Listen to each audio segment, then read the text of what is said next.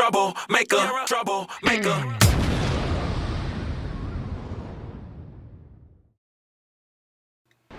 Hey, trouble takers. We are here with another boss in Dark Souls. This is the Gaping Dragon. And I know I'm late to the game on the Dark Souls videos, but I really like doing them, so I'm gonna do it anyway. And I'm super sick right now, so my voice, if you think it's vocoded or something, I know it sounds like that, but I'm just really sick. So thanks for bearing with me here.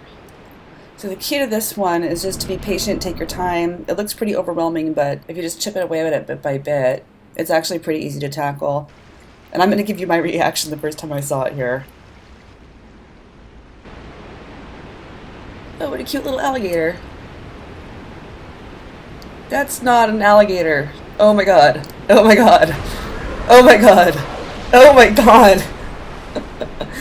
The first time I saw this one, I should brick. I was like, I'm supposed to take this guy down how? Holy crap. Luckily, he's not very fast, which we're going to use to our benefit. So I went full melee on this one, and I tried ranged. I don't have magic, but I've seen videos, and they didn't really take away the points that I got on my melee either. I did try adding lightning to my weapons, but whenever I did that, I missed.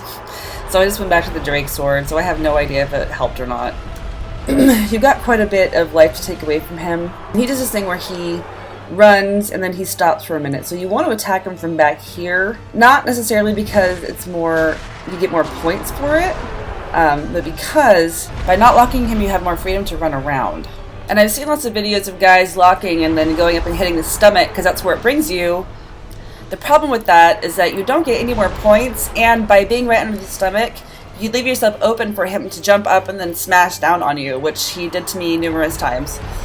So stay away from the stomach and stay away from the hands, because he will literally pick you up, put you in his mouth, chew you up, and spit you out. Instead, what you want to do is get up on his rear, hit him a few times, and then run away to the side. That way you stay away from his hands and his tail.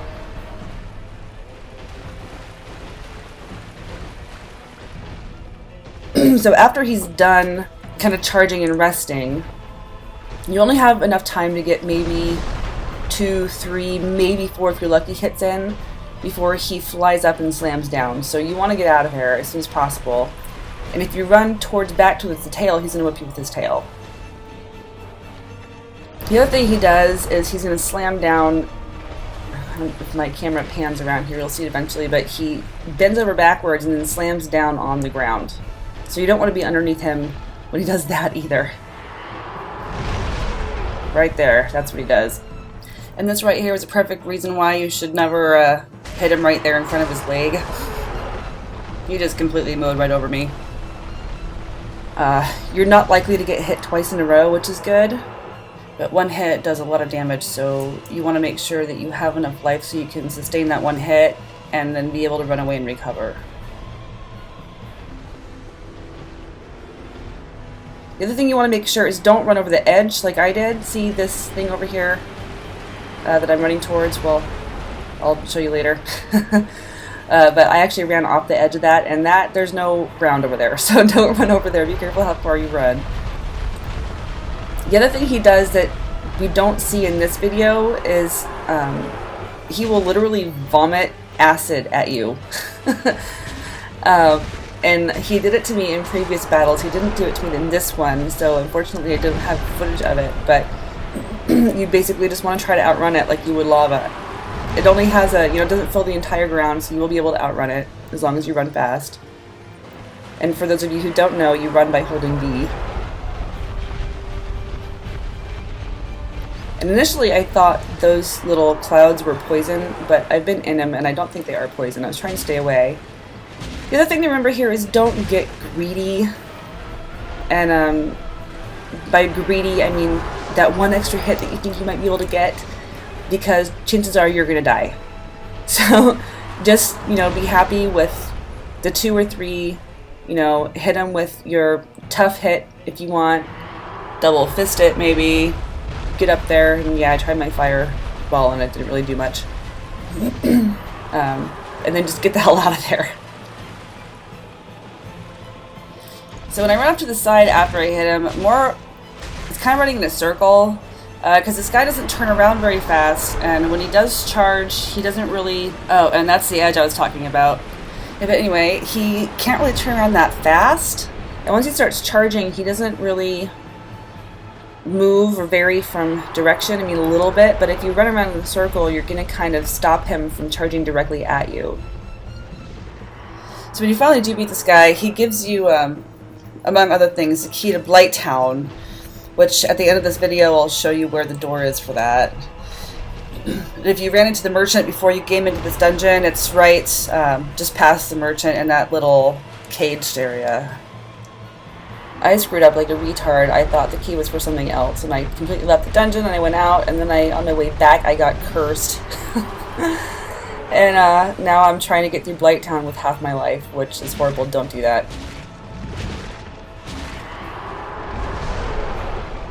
I get greedy at some point here, and it shows, and I end up getting whipped. And I knew it when I was doing it too. I went to try to find that last hit, and I was like, I'm gonna die right now. I need to get away, and I got hit. Luckily, I didn't die. But you want to pay attention to your endurance meter, because that really, I mean, once that runs out, you don't have enough. See, I think this might be where I do it. Yeah, I'm trying to get that one last hit, and my endurance is out, and I don't realize it. And then I get smacked. So yeah, hit until your green runs out, and then once your green runs out, get out of there as fast as you can.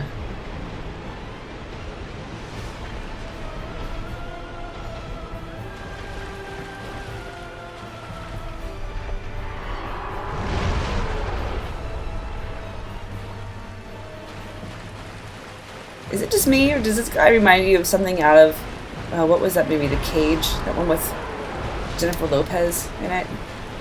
The Cube, The Cage? I can't remember. Or Pan's Labyrinth. Dude, this guy is something out of, like, nightmares.